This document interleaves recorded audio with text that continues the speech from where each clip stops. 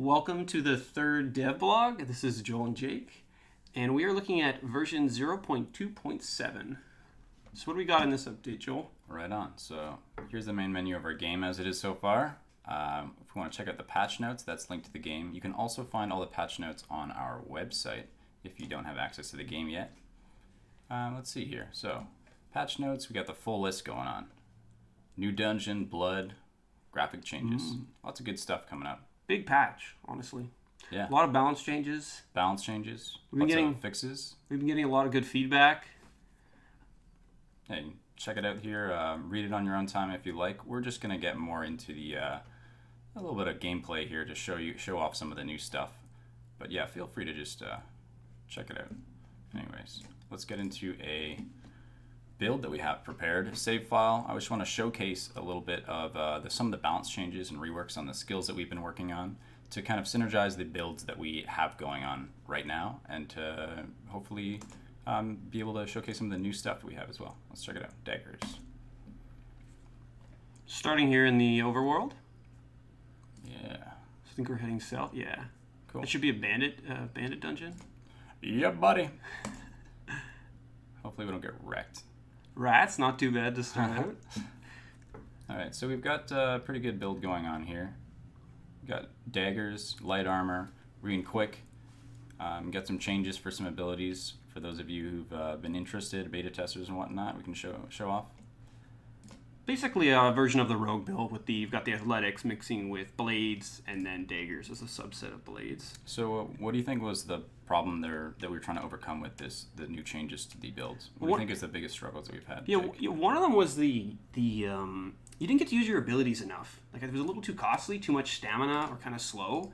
Where if we want to make as many interesting decisions in combat as we can. So Joel just showing a few abilities there. We reduced the cooldown on a bunch of abilities, less stamina costs. That's our, I guess I should call it energy.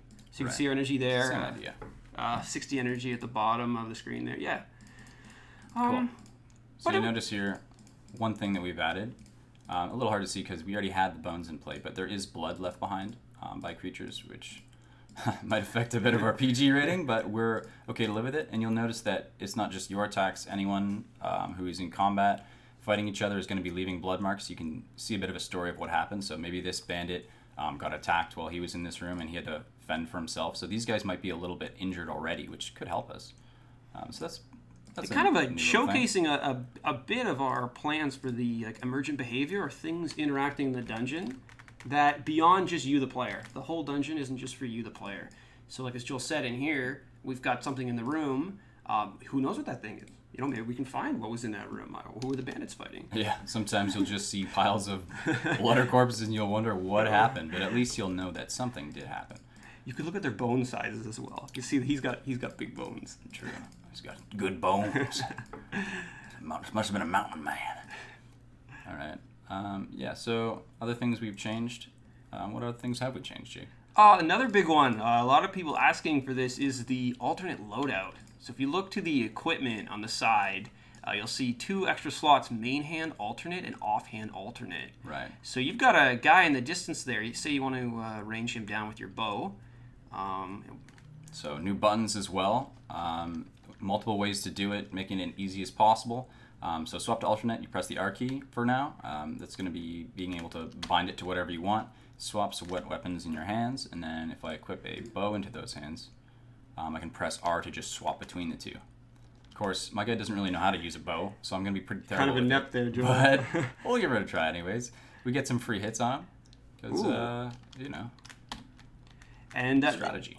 Not only is this like a quality of life, it kind of balances things, because before, if you were using a sword and a shield, you would need 2 turns just to equip a sword and a shield.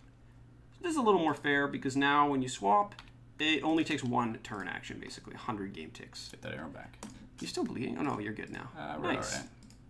Pretty hurt though.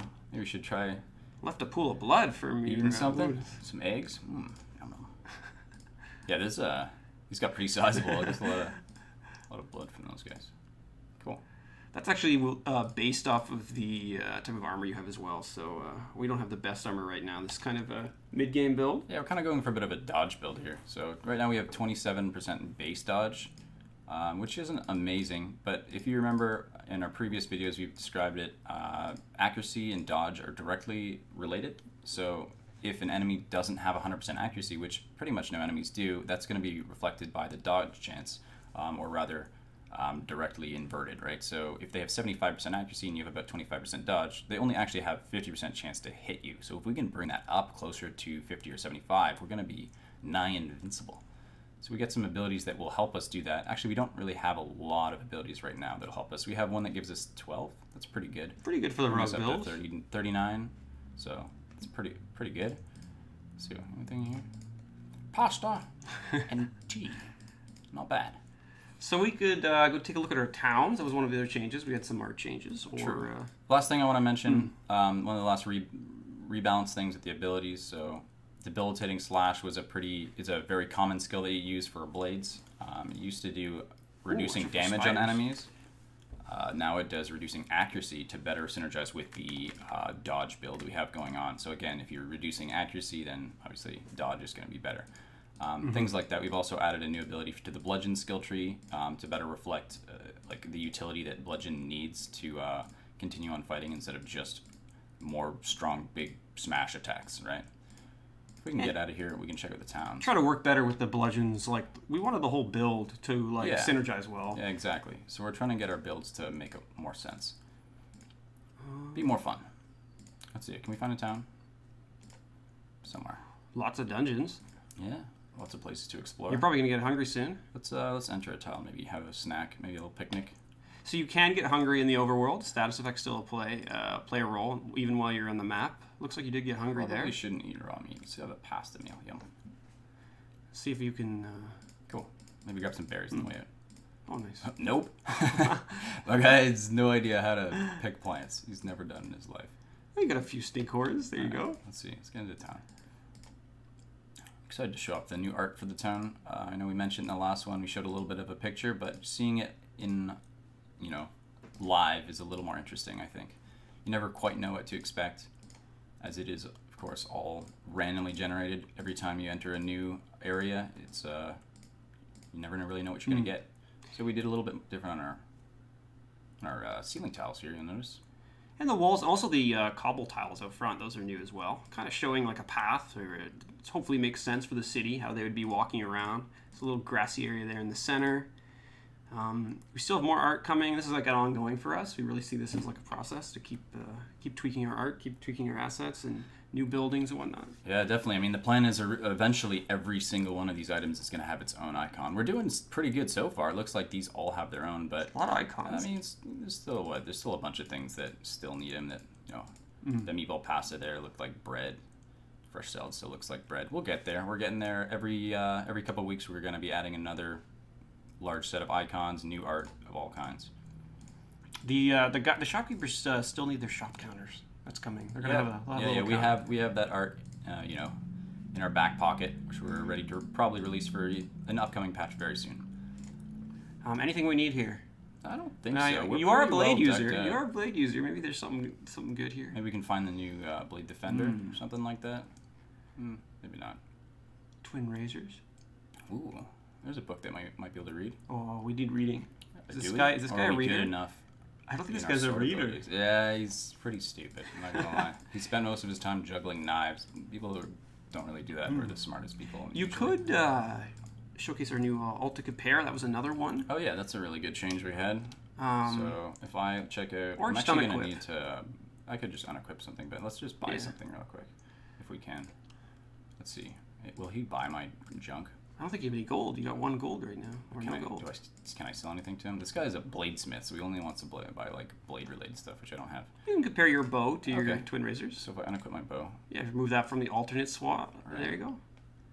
Go to my weapons, and then so we hold Alt. This is a much, asked for change. So holding Alt will immediately compare whatever is in your inventory that you're holding Alt on to whatever you have equipped. Pretty close damage there for our bow and our twin razors. Yeah, surprisingly. Those slower, but obviously being able to shoot people at range is pretty handy. And dodge chance on the twin razors. So again, our switch, click in our alternate slot, our switch back. Handy. Yeah, nice little bit of usability. Don't forget to eat too. It looks like you guys been getting hungry in the meantime. Yeah, I don't want to starve to death while I'm like safe in a village. That's kind of embarrassing. Did you want to take a look at Moral's Tower, the new dungeon? Maybe we can go and get ourselves brutally killed because we're not really that good.